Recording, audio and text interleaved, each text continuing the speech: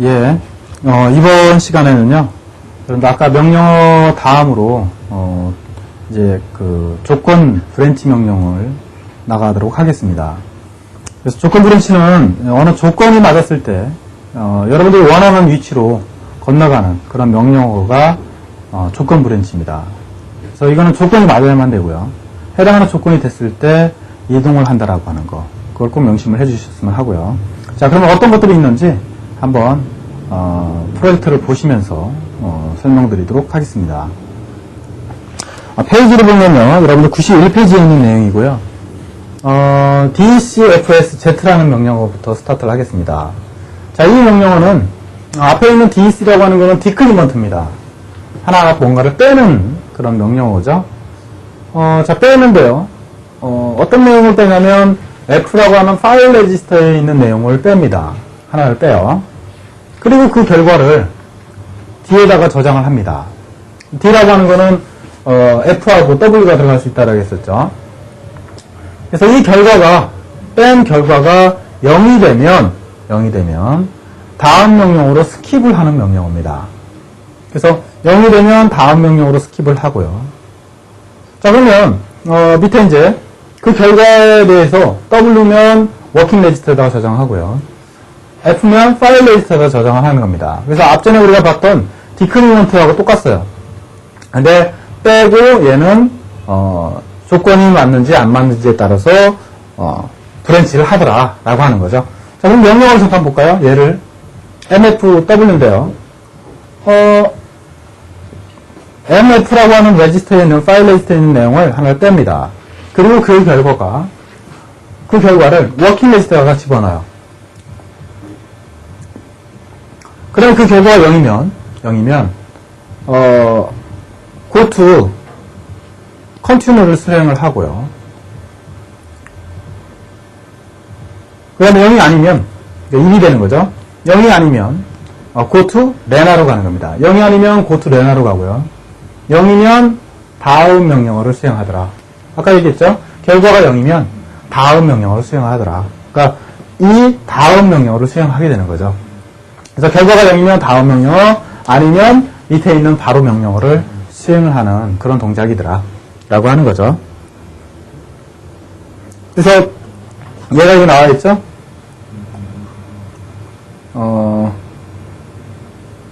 워킹 리스트에 2일이 들어있고요. 그 다음에 MF가 2일이 들어있네요. 그래서 하나를 뺍니다. MF 값을 하나를 빼요. 그러면 20이 되겠죠, 20. 그걸 워킹 리스트에 집어넣은 거죠, 그죠? W니까. 그래서 워킹 리스트가 20이 됐고요. MF는 그대로 2일이 된 거죠, 그죠? 아직 0이 아니죠? 그래서, 이런 형식으로 이제 분기를 하는 명령어더라. INC라고 하는 명령어인데요. INC라고 하는 명령어는 인크리먼트입니다. 하나를 증가시키는 명령어죠. 그리고, 증가됐을 때 그 결과가 0인지 아닌지. 0이면 다음 명령어로 스킵하고요. 그렇지 않으면 그 밑에 있는 명령어를 처리합니다. 이것도 마찬가지로, D가 W냐 F냐에 따라서 그 결과를 어디에다가 저장할 건지를 결정합니다. 자, 예를 들어서 나와 있죠? MF를 확인합니다. 하나를 증가시켜요. 플러스 하나를 하는 거죠. 그 결과가 0인지 아닌지를 확인하는 거예요. 0이면 다음 명령어를 수행하고요. 그렇지 않으면 레나를 수행을 하더라. 결과가 0이면 go to continue로 가고요. 그렇지 않으면 레나를 수행을 하더라. 꼭 참이면 0이면 그죠? 하나를 건너뛰어서 처리를 하는 거라고 하는 걸 꼭 명심을 하십시오. 자, 그 다음에, 이게 이제 아까는 이제 증가하거나 감소하는 거고요. 이번 거는 비트를 확인하는 겁니다. BTFSC. 자, BTFSC는, DN C가 클리어입니다. 클리어. 그리고 F는 파일 레지스터 거고요. 파일 레지스터. B는 비트입니다. 여러분들이 원하는 비트. 그 해당하는 비트가 파일 레지스터에 여러분이 해당하는 비트가 0이면 그 소리죠. 0이면 다음 명령을 수행합니다. continue를. 그렇지 않으면 레나를 바로 수행을 하게 되는 거죠. 그런 식으로 해서 명령어를 처리를 하더라 라고 하는 거 명심을 하시면 될 것 같습니다. 이거는 해당하는 비트를 바로 2인지 0인지를 체크할 때 쓰더라. 0이면 다음 명령으로 수행을 하더라. 자, BTFSS입니다. SS. 자, SS인데, BTFSS. S는 뭐예요? 셋입니다, 셋. 1이면 구슬이에요. 파일 레지스터에 해당하는 비트가 1이면 구슬이에요. 다음 명령으로 수행하고요. 그죠? 0이면 바로 밑에 있는 명령을 수행하더라. 그래서 거짓이면 밑에 거요. 3이면 다음 명령을 수행을 해서 명령을 수행을 하게 되는 겁니다. 자, 그러면 이제 비트 비lang 명령을 한번 보도록 하겠습니다. 지금까지는 분기 명령어였고요. 비트 비lang 명령어는 여러분들이 비트 단위 제어를 할 때 많이 쓰게 되고요. 실제 논리적인 개념이 좀 강하다고 보시면 되겠죠. 그래서 뭐 and나 or나 not, 뭐 exclusive나 이런 명령어들이 해당을 하겠고요. 자, 그럼 각각의 명령을 한번 살펴볼까요? 자, and입니다, and. and LW네요. 뒤에 상수 K가 나왔고요. 그러면 K 값하고 워킹 리스트 값하고 뭘 한다고요? and를 취하는 겁니다. and. 그리고 그 결과를 워킹 리스트에다가 집어넣는 거예요.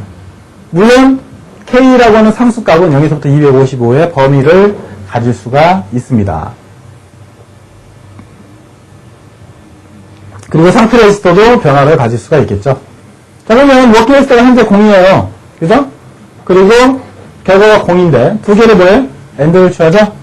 두 개 AND면은 그대로 0이가 될 겁니다. 그래서 워킹 리스트가 현재 0이가 되어져 있는 상태를 보여주고 있죠. 자, 그러면 AND WF, F, D. 자, F는 파일 레지스터죠. 파일 레지스터에 있는 값하고 워킹 레지스터에 있는 값하고 두 개를 AND를 취해요. 그리고 그 결과를 워킹 레지스터에다가 집어넣거나 혹은 파일 레지스터에다가 집어넣으시면 되겠죠. 그죠? 형식은 다 이런 형식입니다. 나머지는 뭐 여러분들이 볼 수 있을 거라고 생각이 되고요. 자, 그러면 IOR LW입니다.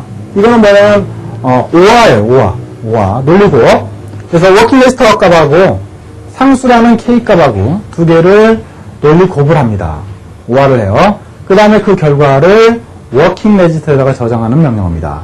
그래서 상수는 0에서부터 255까지 변화를 갖죠. 자, 그러면 02하고 워킹 리스트 값을 5를 취했네요. 자, 현재 워킹 리스트가 FD래요. 그리고 상수가 0이고요. 두 개를 5를 취하면 어떻게 돼요? FF가 됩니다. 그래서 현재 워킹 리스트가 FF로 바뀌어 있죠.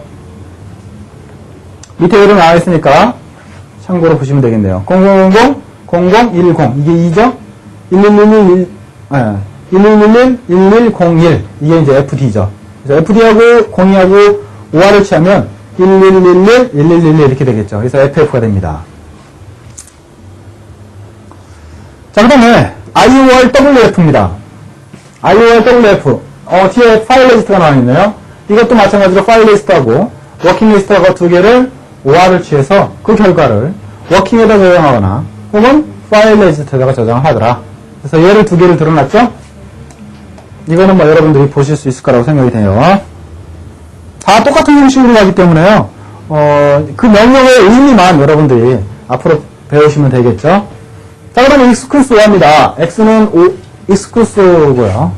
exclusive라고 하는 거는 두 개의 값이 참일 때나 두 개의 값이 거짓일 때, 즉 00이거나 11일 때만 0이 되고요.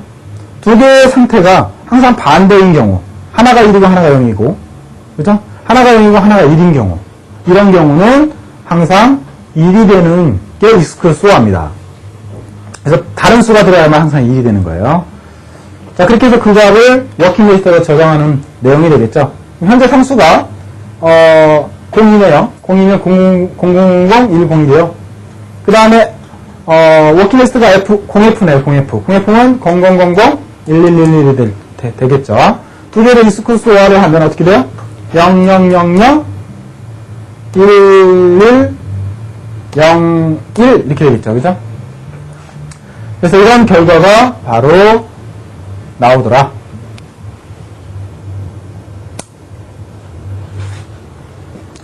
자, 그 다음에 exclusive와 WF. 자, F는 파일 레지스트라 했죠? 워킹 리스트하고 파일 레지스트하고 exclusive를 하고 그 결과를 워킹이나 파일 레지스트에다가 저장하는 명령어가 되겠죠. 그 다음에 COMF. 자, 이거는 컴플리먼트입니다. 반전을 하는 거예요, 반전. 어떤 거예요? 뒤에 있는 파일 레지스터를 그러니까 파일 레지스터에 있는 내용을 반전시키는 겁니다. 1이면 0, 0이면 1로 반전을 시키는 명령어예요. 그리고 그 결과를 워킹 레지스터나 파일 레지스터에다가 저장을 하더라. 그래서 워킹 레지스터나 파일 레지스터에 저장하는 예를 보여줬습니다. 얘가 이 밑에 나와 있으니까요. 0F는 뭐예요? 0F를 반전하면 F0을 반전하면 그러니까 F0이 1111 0000이 되겠죠? 그거를 반전시키면 어떻게 돼요? 0000 1111이 되겠죠. 이런 식으로 반전시키는 기능이더라. 자, 그러면 RLF입니다. 자, RLF는 로테이트예요, 로테이트. 로테이트 레프트 쪽으로 이동을 시키는 겁니다. 그래서 쉽게 말하면 시프트 기능이라고 보시면 되겠어요. 전체의 내용을 그것도 이제 여기서는 지금 파일 레지스터의 내용이죠. 파일 레지스터에 있는 전체 내용을 왼쪽으로 이동하는 겁니다. 한 비트씩. 그리고 그 결과를 워킹 레지스터나 파일 레지스터에다가 저장을 하더라 라고 하는 거죠.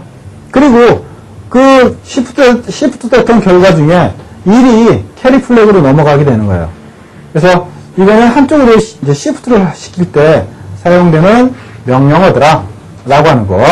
자, 그러면 잠깐 판소리에서 보고 넘어가도록 할까요, 그러면? 자, 그러면 시프트의 개념을 잠깐 보도록 하겠습니다.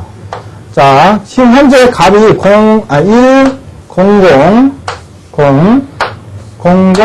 1이래요.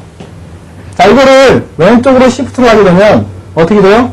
여기가 0이 채워집니다. 그리고 1, 0, 0이 되겠죠. 한 비트씩 이렇게 가는 거라고 보시면 됩니다. 그리고 0, 0, 0, 그 다음 1 하나가 넘어가게 되죠. 그죠? 그래서 이 결과가 바로 이 안에 존재하는 거고요. 자, 이렇게 하나 넘어갔죠? 자, 이 위에 있는 이 하나의 비트는 뭐냐? 이걸 우리가 캐리 플래그 비트라고 합니다. 그래서 캐리 플래그 비트가 이런 경우는 어떻게 돼요? 1이 되게 되는 거죠. 아시겠죠? 하나가 넘쳐나는 거는 캐리 플래그 비트로 가고요. 이 결과는 다시 원래 위치로 이렇게 다시 이렇게 돌아오게 됩니다. 그래서 꼭 참고로 알아두시고요. 내가 원하는 비트를 시프트 하는 거는 이와 같이 한 비트를 전체적으로 왼쪽으로 밀어가는 거라고 보시면 될 것 같아요. 됐죠? 이게 바로 RLF더라. 그리고 그 결과, 시프트 됐던 이 결과를 어느 메모리에 넣을 거냐, 파일 레지스터냐, 혹은 워킹 레지스터냐, 그거를 선별을 해서 어느 메모리에 저장할 건지를 결정을 하더라 라고 하는 거 꼭 알아두시고요. 그러면 RLF는 레프트 쪽으로 이동시킨단 말이에요. 근데 여러분들이 RRF도 있을 거란 말이에요. 그죠? 이 경우는 뭘까요? 오른쪽으로 이동을 하는 겁니다. 오른쪽으로. 그래서 이 경우는 이제 오른쪽으로 이동시키는 거예요. 똑같아요. 결과는. 아시겠죠? 그래서 RRF를 잠깐 보면 이렇게 그릴 수가 있겠죠. 하고 시프트에서 내려온 거는 캐리로 넘어오고요. 결과는 이렇게 시프트를 하더라 라고 하는 거예요. 이게 이제 RRF가 됩니다. RRF. 자, 그러면 RRF에 대한 명령어를 한번 우리가 프로젝트를 보면서 한번 보도록 하겠습니다. 자, 이게 RRF죠? 그래서 파일 레지스터에 있는 값을 오른쪽으로 이동을 시키고요. 그 결과를 파일 레지스터나 워킹 레지스터에다가 저장을 하더라. 그래서 밑에 1, 0, 0, 0, 0, 1, 1 이라는 값을 오른쪽으로 이동시켰어요. 01, 00, 0000, 1 그리고 하나 넘어갔죠? 그 넘어간 결과가 캐리라고 했었죠. 그래서 캐리 플래그 비트가 1이 됐다라고 하는 거를 우리가 알 수가 있게 되겠죠. 그래서 전체의 내용을 왼쪽이나 오른쪽으로 이동을 시킬 때는 RRF, RLF라는 명령을 쓰더라. 자, 그러면 서브루틴 명령어가 있어요. 서브루틴. 자, 이거는 내가 명령어를 계속 뭔가를 반복을 하고자 할 때 이 서브루틴 콜이라는 명령어를 쓰게 됩니다. 이 서브루틴 콜이요. 자, 그러면 콜이라는 명령어는 항상 리턴이라는 명령어를 같이 동반을 합니다. 그리고 리턴의 명령어는 여러 종류가 있어요. 리턴, RT, LW 뭐 이런 내용이 있는데요. 이거는 이따가 내용을 보면서 다시 설명을 드릴게요. 자, 우선 콜이라는 명령어를 보도록 하겠습니다. 자, 이 콜이라는 명령어는요, 내가 원하는 위치로 건너가는 거예요. 아시겠죠? 건너가서 그 내용을 처리하는 겁니다. 자, 프로그램이 쭉 이제 수행을 해가고 있어요. 해가고 가다가 메나라고 하는 레이블이 있는 위치에서 명령어를 만났어요. 콜이라는 명령어를 만났습니다. 그리고 라벨명이 써있죠. example이라고 하는 라벨 명령어로 건너가게 됩니다. 부르는 거죠. 호출하는 거죠. 그럼 여기에 있다가 어디로 가요? example이라는 위치로 무조건 갑니다. 그리고 그 안에 있는 내용을 쭉 명령어를 처리해요. 다 처리하면 어떻게 해요? 마지막에 return이라는 명령어를 만납니다. 이 return이라는 명령어는 너 다시 돌아가라. 왔던 위치로 가라. 그래서 이 위치로 가게 됩니다. 근데 첫 번째 call이라는 명령어 쪽으로 가는 게 아니라 그 다음 명령어라고 하는 이 here라는 위치로 갑니다. 그래야만 그 다음 명령어부터 수행을 하겠죠. 만약에 1번으로 간다면 다시 call에서 또 내려갈 겁니다. 아시겠죠? 그래서 항상 call을 한 다음에 다시 다음 명령을 처리하고 돌아오는 위치는 내가 호출했던 다음 명령어부터 수행을 해가는 형식이 되더라라고 하는 거죠. 자, 그러면 여기서 중요한 건 뭐냐면 내가 이렇게 프로그램을 처리하다가 이쪽으로 건너가야 한다고 하는 거죠. 건너가는 거는 뭐냐면 프로그램의 위치, 프로그램 메모리의 위치가 바뀌는 겁니다. 즉, 그 프로그램의 위치는 누가 가리킨다고 했냐면 프로그램 카운터가 가리킨다라고 얘기를 했었습니다. 그죠? 프로그램 카운터가 메모리에 있다가 어디로 바뀌어요? example로 바뀌는 거죠. 그리고 쭉 다 처리했다가 뭐예요? 프로그램 카운터가 RT라는 데에 있다가 어디로 옮겨가는 거예요? 다시 here라는 위치로 건너가야 한다라고 하는 거죠. 근데 갈 때는 호출해서 가지만 돌아올 때는 내가 어디로 돌아야 할지를 어떻게 알아요? 아무도 모르죠. 그래서 리턴을 할 때 바로 here라는 위치로 건너가라 라고 하려면 바로 이때 우리가 스택이라고 하는 거를 쓰게 됩니다. 아시겠죠? 자, 그러면 순서를 한번 볼까요? 자, 첫 번째 명령을 수행할 때 프로그램 카운트 값은 내납니다. 현재 프로그램의 위치는 내나의 위치가 있게 되는 거죠. 그리고 스택은 총 8개의 스택이 있다고 했었죠? 우선 이렇게 스택에 그려놨고요. 총 사이즈는 13비트입니다. 프로그램의 위치니까요. 프로그램의 사이즈가 13비트가 있었죠? 그 다음에 명령어를 수행했어요. 콜 명령어를. 그러면 example로 건너가게 되죠. 프로그램 카운터가. 그러면서 스택이라는 메모리에다가 here라는 값을 here라고 하는 프로그램의 카운터 위치를 저장시켜놔요. 내가 돌아올 주소를 여기다 저장시켜 놓습니다. 됐죠? 그리고 example로 건너가서 example를 처리합니다. 그 다음 이쪽으로 건너가세요. 그 다음에 다 example의 내용을 다 처리했어요. 프로그램을. 그리고 뭘 만나요? RT라고 하는 return 명령을 만납니다. 그러면 스택의 제일 꼭대기에 있는 here라고 하는 값을 이제 어떻게 하느냐? 가져와요. 읽어옵니다. 그리고 프로그램 카운터에다가 here라는 값을 집어넣어줘요. 그러면 이제 프로그램 위치는 here라고 하는 위치에 있겠죠. 그죠? 스택이라고 하는 거는 바로 이와 같이 내가 다시 복귀해서 돌아와야 할 위치에 대한 정보를 일시 저장을 해놨다가 가져오는 그런 메모리가 스택입니다. 아시겠죠? 그러면 얘는 지금 콜이라는 명령어를 하나 썼기 때문에 그냥 하나의 스택만 썼습니다. 근데 만약에 이 콜이라는 명령어 안에 콜이라고 하는 명령어로 해서 콜 위치로 건너갔다가 그 안에서 또 콜이라는 명령어를 또 만나면 어떻게 될까요? 그때는 또 여기다가 저장하고 여기다 저장하고 이렇게 저장을 계속 해놔야겠죠. 그죠? 그렇게 계속 반복해서 저장도 가능합니다. 그걸 우리가 이제 네스팅이라고 얘기를 하죠. 근데 그 네스팅은 크게 3가지까지만 가능하고요. 그 이상은 되도록이면 쓰지 않는 게 좋습니다. 가능하면 안 쓰는 게 좋고요. 자, 그럴 때 바로 콜이라는 명령을 쓰더라. 그리고 다시 복귀를 해야 할 주소를 저장하는 메모리가 스택이더라. 그 정도까지만 알아두시면 될 것 같습니다. 자, 그 다음에 RTLW라는 게 있어요. 자, return이라고 하는 거는 서브루틴 콜을 한 다음에 콜 명령을 한 다음에 다시 원래로 돌아갈 때 return이라는 명령을 쓰는데요. 자, RTLW라고 하고 뒤에 K라는 상수가 있는데 이건 뭐냐? 내가 원하는 위치로 다시 돌아갈 때 K라는 상수값을 가지고 돌아가라. 그러니까 이 전에 봤던 이 return이라는 명령어는 그냥 다 처리하고요. 그냥 돌아가는 겁니다. 아무것도 없이. 그런데 이 return을 지금 다음에 있는 명령어 RTLW라는 명령어를 쓰면 K 상수값을 가지고 가라.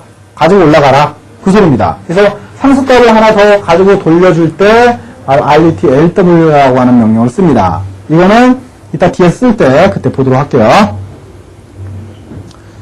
자, 그렇게 되어 있고요. 그래서 여러분들 어디까지 지금 봤냐면 책에 103페이지까지 봤고요. 그 다음에 104페이지에 있는 내용까지 본 겁니다. 그 다음에 105페이지에 있는 내용은 여러분이 이제 인터럽트를 했을 때 인터럽트를 사용했을 때 돌아가는 명령어가 돼요. 105페이지에 있는 내용은요. 그래서 이거는 인터럽트 시간에 다시 언급을 해드리도록 하고요. 그 다음에 105페이지에 있는 CLR, WDT하고 슬림 명령어 이런 것도 와치도그 타이머나 슬림보드를 쓸 때 사용하는 명령어니까요. 이건 그냥 참고로만 알아두시고 혹시나 그 기능을 쓰실 때 더 스터디를 해서 쓰셨으면 좋겠습니다. 자, 여기까지가 여러분들이 알아둬야 할 명령어들을 한번 정리를 해봤고요. 이제 6장으로 넘어가서요.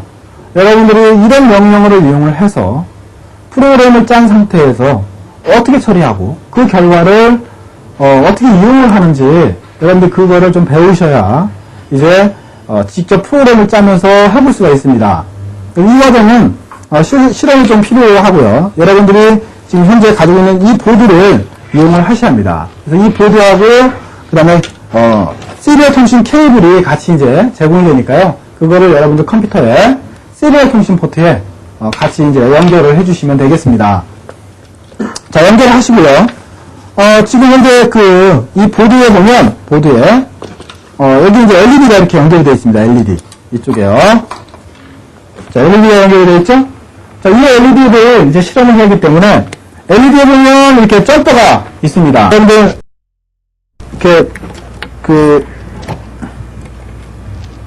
이렇게 점퍼 케이블이 있는데, 이 케이블이 총 4개씩 연결이 되어 있어요. 4개씩. 그래서 이 4개씩 연결이 되어 있는 거를, 여기 LED 옆에 있는 커넥터에다가 헤더핀에다가 꽂아주시면 됩니다. 그래서 어디하고 연결을 하시느냐,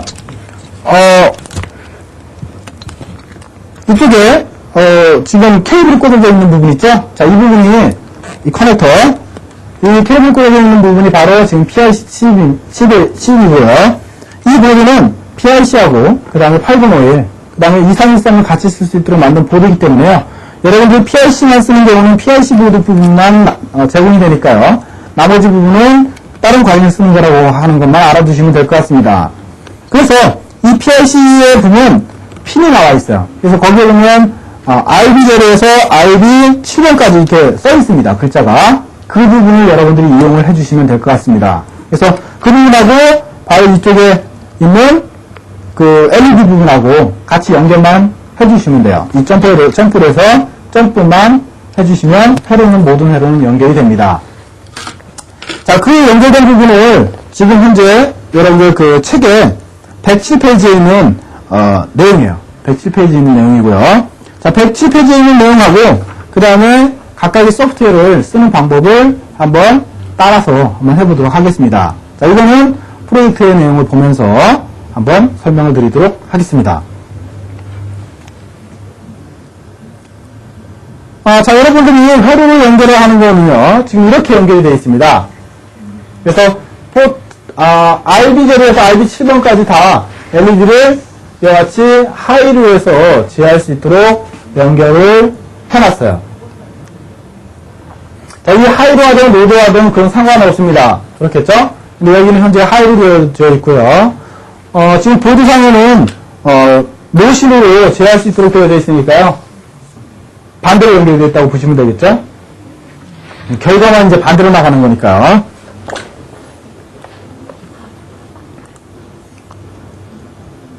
자, 그렇게 이제 되어져 있고요. 그 다음에 여러분들이 CD에 제공되는 소프트웨어를 설치를 하셔야 합니다. 그래서 CD에 제공되는 내용, 책에 들어있는 CD를 보시면 컴파일러가 있습니다. 컴파일러. 자, 컴파일러에 보면 어셈블러가 있어요. 어셈블러. 자, 이 어셈블러를 인스톨을 시키면 어셈블러를 사용할 수 있도록 소프트웨어가 다 깔립니다. 자, 이거는 마이크로칩사에서 제공하는 소프트웨어이기 때문에요. 그냥 이용을 하시면 될 것 같고요. 저는 미리 다 깔아놨으니까요. 깔아놓은 내용을 보겠습니다. 자, 이런 식으로 프로그램을 실행을 시키면 npassem이라고 하는 소프트웨어를 이렇게 뜨게 됩니다. 그래서 앞으로 여러분들이 이 어셈블러를 가지고 이용을 할 거고요. 만약에 C를 쓴다라고 한다면 C 컴파일러를 이용을 해주시는 게 좋겠습니다. C 컴파일러는 이 과정이 끝나고 별도로 설명을 해드릴 거니까요. 그때 들으시면 될 것 같습니다. 그래서 우선 어셈을 기준으로 설명을 드리도록 그렇게 하겠습니다. 자, 그러면 여러분들이 소프트웨어를 프로그램 하실 때 이 어셈블러는 에디터 창이 없습니다. 그래서 여러분들이 노트패드나 아니면 울트라 에디터나 뭐 소스 인사이드나 인사이드 소스나 이런 그 에디터 프로그램을 이용을 해서 그 프로그램 작업을 해주셔야 돼요. 근데 제가 지금 이 책에 제공된 CD를 보시면 그 안에 기본적인 프로그램은 작성이 되어 있습니다. 그거를 여러분들이 불러와서 쓰시면 돼요. 현재 제가 한번 그 내용을 보도록 할게요. 자, 소스 프로그램이고요. 자, 소스 프로그램 안에 보면 이와 같이 PROG 7-1, 7-1, 7-1에서 여러 가지 파일이 지금 있습니다. 자, 첫 번째 거를 띄우면요. 프로그램 7-1번이에요. 자, 7-1번의 내용을 보면 우선은 이 내용이 뭔지는 여러분들이 모여줘도 됩니다. 뒤에 다시 설명을 할 거니까요. 자, 어떤 프로그램인지는 모르겠지만 뭐가 이렇게 쭉 해서 프로그램을 짜 있습니다. 자, 이 확장점명은 어셈으로 나옵니다. PROG 7-1 언더바 어셈이라는 소스로 나와요. 어셈보다 소스고요.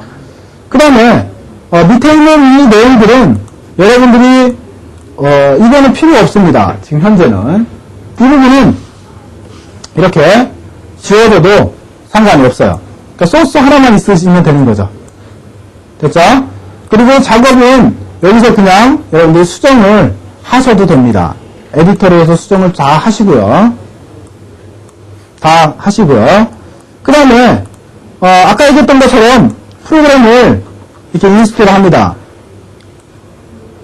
자, 한번 프로그램 인스톨 한 거를 실행을 한번 시켜볼까요?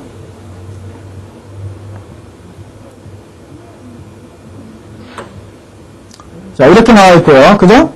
마이크로칩스 MPLabs라고 나와 있죠? 여러분들 까셨으면 이렇게 나오실 겁니다. 그 다음에 npsm for window라고 하는 툴이 있어요. 이거를 수행을 시키면 자, 똑같이 프로그램이 떴죠? 아까 보여줬던 내용대로 그대로 떴습니다. 그리고 여기 브라우저라고 나와 있는데 여기서 여러분들이 있는 소스를 선택을 하시면 됩니다.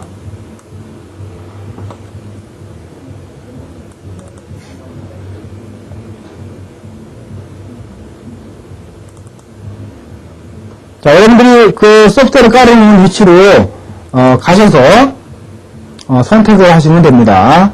지금 현재 프로그램 PROG 7-1 7_1.assembly라는 파일이죠.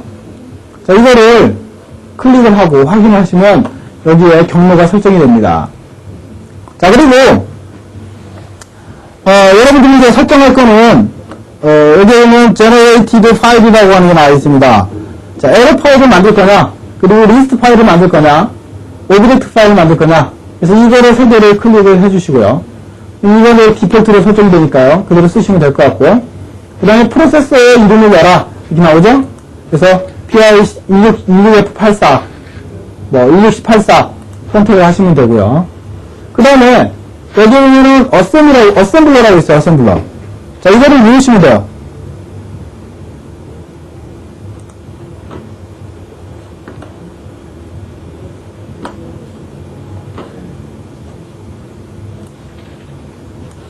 자, 이렇게 누르면 컴파일이 끝나면 화면이 이렇게 사라져버리게 됩니다. 그래서 다시 여러분들이 또 어셈블을 하시려면 다시 프로그램을 이렇게 실행을 하셔서 다시 띄운 다음에 경로를 설정을 하고요. 또 어셈블을 누르셔서 그 어셈블을 수행을 시켜줘야만 계속 어셈블을 여러분들이 원하는 어셈블러를 계속 하실 수가 있어요. 자, 그러면 이런 작업이 좀 불편하다. 그러면 여러분들이 원하는 이 프로그램을 이렇게 수행하지 않으셔도 되고요.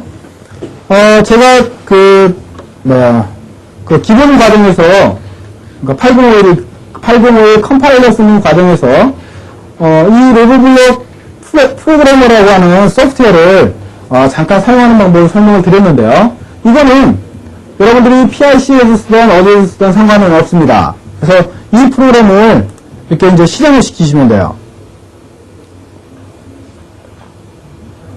자, 로브블록 프로그래머로 수행을 시키고요.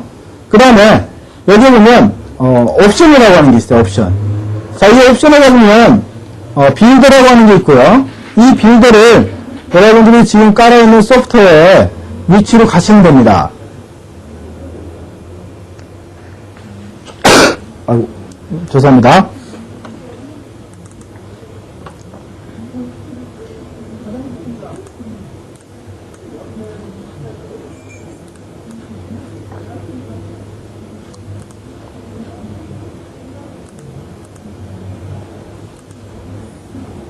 지금 현재는 여러분들 인스톨 시키면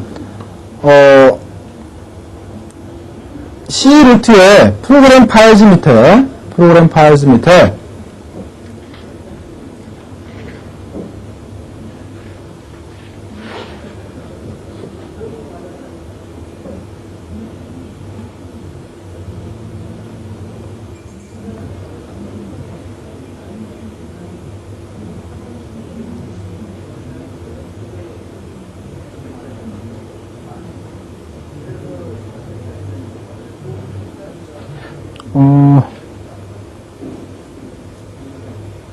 어디 갔죠? 자, 여기 프로그램 파일즈 밑에요. 아까 좀 찾는데 헷갈렸는데, 지금 찾았습니다. 프로그램 파일즈 밑에, np랩이라고 하는 그 폴더가 생겼습니다. np랩 여기 있죠? 자, np랩에 들어가시면, 이와 같이, npassem이라고 하는 파일들이 이렇게 많이 형성이 되어 있어요. 그 중에 npassemun이라고 하는 마이크로칩사의 심볼이 그려져 있는 소프트웨어를 볼 수가 있을 겁니다. 자, 이거를 클릭을 하시고요. 그러면 경로가 이렇게 설정이 되죠. 자, 그 다음에 OK를 누르시면 됩니다. 그리고 밑에 에디터가 있는데요. 이 에디터는 여러분들이 쓸 에디터를 링크를 시키시면 돼요. 현재는 아마 노트패드로 설정이 되어 있을 겁니다. 자, OK를 누르시고요. 그 다음에 여러분들 그 소스가 있는 경로를 이 파일 브라우저에서 선택을 해주셔야 합니다. 지금 현재 제 거는 C 소스 밑에, C 폴더 밑에 하드웨어 밑에 PIC 264 밑에 소스 프로그램이라는 폴더가 있습니다. 그렇기 때문에 저는 이쪽으로 가서 지금 소스가 있는 거를 선택을 한 겁니다. 그래서 여러분들이 소스가 있는 폴더를 선택을 하셔서 해당하는 소스 소프트웨어를 더블 클릭을 하시면 돼요. 이런 식으로. 됐죠? 그러면 그 해당하는 파일이 이쪽 창으로 이렇게 다 올라옵니다. 그래서 여기서 여러분들이 작업할 수가 있어요. 근데 이렇게 이제 어셈블러 소스가 있고요. 그리고 나머지 밑에 있는 것들은 뭐예요? 아까 지웠는데 다시 형성이 됐죠? 이거는 어셈블러를 해서 나머지 파일이 다 형성이 된 겁니다. 그래서 이 파일들은 다시 지우고 어셈블을 하게 되면 다시 이런 소스들이 다 형성이 돼요. 그래서 에러 파일이 있는 거, 리스트 파일, LST, 헥사 파일, 이런 식으로 나오죠. 코드 파일. 그래서 여러분들이 사용하는 거는 프로그램 7-1.헥사라는 이 파일을 사용을 하게 됩니다. 됐죠? 자, 그러면 어떻게 사용하는지 한번 잠깐 볼까요? 자, 소스에다가 이렇게 클릭을 하고요. 그 다음에 마우스의 오른쪽 버튼을 누르십시오. 자, 그러면 이때 뭐예요? 프로그램이라는 게 나와 있고 빌더라고 하는 게 있어요. 7번. 자, 밑에 빌더. 이거는 지금 현재 여러분들이 어셈블을 하는 작업입니다. 그래서 이 프로그램은 여러분들이 그런 작업을 편하게 하기 위해서 제공한 거니까요. 이거 쓰셔도 되고요. 이거 쓰지 않으면 앞전에 제가 언급했던 것처럼 그냥 파일을 불러와서 어셈블러에서 바로 그냥 어셈블 해도 상관은 없습니다. 자, 여기서 바로 F7번을 누르시면 이와 같이 어셈블리 석세스풀이라고 나오죠. 이렇게 나와야 바로 어셈블러가 다 완성이 된 겁니다. 에러도 없고요. 원인도 없죠. 자, 이렇게 나와야만 실제 모든 어셈블링이 완벽하게 끝난 겁니다. 자, 이렇게 끝났을 때, 바로 옆에 이런 소스, 헥사나 이런 파일들이 다 형성이 되고요. 실제 사용되는 파일은 여러분들이 이 헥사 파일을 이용을 하시면 됩니다. 됐죠? 자, 그리고 여러분들이 이 소스 파일을 보고 싶다. 그러면 여기다가 마우스의 오른쪽 버튼을 눌러서요. 메뉴가 뜨면 에디터라고 하는 게 있습니다. 에디터, PROG 7-1번 어셈이라는 게 있는데요. 이걸 클릭을 하시면 이와 같이 에디터 쪽으로 소스가 이제 뜨게 되죠. 그죠? 아까는 우리가 노트패드로 떴던 거고요. 여러분들이 원하는 에디터로 연결만 해주시면 됩니다. 자, 그래서 여기서 이제 작업을 하시고요. 작업을 한 다음에 바로 저장을 하시면 됩니다. 아시겠죠? 저장하고 수정만 하셔서 바로 또 그거를 어셈블을 하고 싶다? 그러면 여기서 오른쪽 버튼을 누르시고요.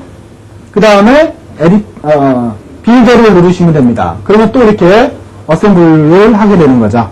이렇게 완성이 된 파일을 여러분들이 이제 이용을 하게 됩니다. 자, 그러면 이 파일을 어떻게 이용을 하느냐? 여러분들이 앞전에 보드하고 그 다음에 시리얼 통신 포트하고 케이블을 연결을 하셨어요. 근데 그 보드 안에는 칩 속에다가 여러분들이 프로그램을 라이팅하는 프로그램이 들어있습니다. 자, 그 프로그램이 뭐냐면 바로 이게 이 내용이 되는 거죠. 자, 이게 이제 프로그래머라고 하는 이 프로그램이 안에 다 들어가 있습니다. 그래서 이거는 시리얼 통신 포트로 해서 PIC 168사라고 하는 칩 안에 EEPROM이 들어있다고 했었죠. 그 EEPROM에다가 프로그램을 라이팅하는 소프트웨어예요. 됐죠? 그래서 이거를 여러분들 그대로 완성을 한 다음에 시리얼 포트에 3번, 5번, 8번, 4번, 7번에다가 연결을 한 다음에 사용을 하시면 이 칩 속에다가 여러분들이 방금 작업을 했던 헥사 파일이 있었죠? 그 헥사 파일을 이 칩에다가 집어넣을 수가 있게 됩니다. 그 집어넣을 때는 바로 이 소프트웨어를 이용하시면 됩니다. NTPIC 프로그래머라고 하는 소프트웨어를 이용을 하시면 되고요. 이 소프트웨어는 CD 안에 포함되어 있으니까요. 여러분들이 사용을 하시면 됩니다. 자, 그러면 저 프로그램을 한번 실행을 한번 해보도록 하겠습니다. 자, 그 안에 보면 NTPIC 프로그라고 하는 이런 아이콘이 있을 겁니다. 됐죠? 자, 이거를 더블 클릭을 해요. 그러면 이와 같이 이제 창이 뜨죠? 그죠? 아까 떴던 내용입니다. 그 다음에 옆에 보면 컨피그레이션 워드가 있어요. 그때 와치도그 타이머를 동작을 시키면 동작이 이상하게 됩니다. 이거를 꼭 해제를 시켜주고요. 그 다음에 여기는 여러분들이 어떤 클럭을 썼는지를 선택하는 거예요. 근데 우리는 지금 외부 크리스탈을 썼기 때문에 XT 오실레이터를 설정을 해주시고요. 그 다음에 시리얼 통신 포트 1번을 쓰기 때문에 1번을 선택을 해주시고요. 그 다음에 칩은 어떤 거냐? 16F84를 쓰고 있습니다. 그래서 16F84를 써주시고요. 그 다음에 아까 여러분들이 헥사 파일을 만든 게 있었죠? 그거를 읽어와야 돼요. 자, 그거를 이쪽으로 읽어와야 하는데 그때 뭐라 하느냐? 노드를 누르시면 됩니다. 자, 노드를 누르시면 아까 그 소스 프로그램 폴더가 뜨게 됩니다. 만약에 안 뜨면 여러분들 경로를 찾아가서 확인을 해주셔야 하고요. 이 중에 PROG 7-1 이게 헥사 파일입니다. 아시겠죠? 헥사라고 나와있죠? 밑에 헥사. 자, 이걸 열어요. 그러면 그 헥사 파일의 포맷이 여기에 이렇게 뜨게 되죠. 그죠? 자, 이 프로그램이 바로 PIC 내부에 있는 플래시 EEPROM에 저장되기 위한 바로 명령 파일들입니다. 기계어들이죠. 자, 이 기계어가 바로 메모리 속에 이제 들어가게 되는 거죠. 자, 넣으려고 한다면 여러분들이 어떻게 하느냐? 칩 속에 들어있는 기존의 프로그램을 지워야 합니다. 그때는 여기 있는 이레이저라고 하는 거를 누르시면 돼요. 됐죠? 여기 이레이저. 자, 이거를 누르시면 내부에 있는 내용이 다 지워지게 됩니다. 지금은 현재 전원이 안 들어가 있어서 이렇게 이제 에러 메시지가 뜬 거예요. 통신 포트가 연결이 안 됐다고 나오죠? 통신 포트가 연결이 되면 이 메시지가 안 뜨게 됩니다. 아시겠죠? 그 메시지가 뜨면은 통신이 제대로 안 된다고 하는 겁니다. 그래서 지우면 내용이 다 지워지게 되고요. 그 다음에 이 프로그램을 칩 속에다가 넣고 싶다. 그러면 옆에 있는 이 라이터라고 하는 이 프로그램을 수행을 시키면 됩니다. 됐죠? 라이터. 그러면 라이팅 되는 게 밑에 룸에 쫙 보이게 되고요. 현재는 연결이 안 되어 있기 때문에 이렇게 이제 에러 메시지로 나오는 거니까요. 사용을 할 때 그때 한번 제대로 되는 거는 볼 수 있도록 하고요. 지금 현재는 쓰는 방법만 여러분들이 알아두시면 좋을 것 같아요. 지울 때는 이레이저, 그 다음에 칩 속에다가 프로그램을 열 때는 라이터, 그 다음에 칩 속에 있는 내용을 읽을 때는 리드, 이렇게 이제 세 가지의 기능을 여러분들이 사용을 하시면 됩니다. 자, 이렇게 해서 기본적인 소프트웨어 사용하는 방법을 한번 배워봤어요. 자, 사용하는 거는 이제 7장에서 우리가 쓸 거고요. 지금까지 설명드렸던 소프트웨어나 회로나 이런 거는 그 6장에 113페이지하고요. 114페이지하고 그 다음에 115페이지에 내용이 나와 있으니까요. 여러분들이 그걸 좀 참고를 해주시고 그 다음에 CD 안에 들어있는 내용을 여러분들이 좀 실행을 시켜서 확인을 좀 해볼 수 있도록 그렇게 해주십시오. 그래서 보드하고 통신이 되는지 안 되는지 확인을 해놓고요. 그 다음에 본격적으로 쓰는 거는 다음 장에서 7장이죠. 7장부터는 이제 여러분들이 직접 프로그래밍을 해볼 그런 기회를 갖게 될 겁니다. 거기서는 제가 제공된 소스를 이용을 해서 설명을 드리지만 여러분들이 이제 그때 원하는 프로그램을 수정을 하면서 제어하는 그런 기회를 갖도록 그렇게 하겠습니다. 그래서 기본적인 쓰는 방법에 대해서 설명을 드렸고요. 부족한 부분들은 매뉴얼을 좀 참고를 해서 보강을 좀 해주셨으면 좋겠습니다. 자, 오늘 수업은 여기까지 하고요. 다음 시간 7장부터 다시 뵙도록 하겠습니다. 자, 수고하셨습니다.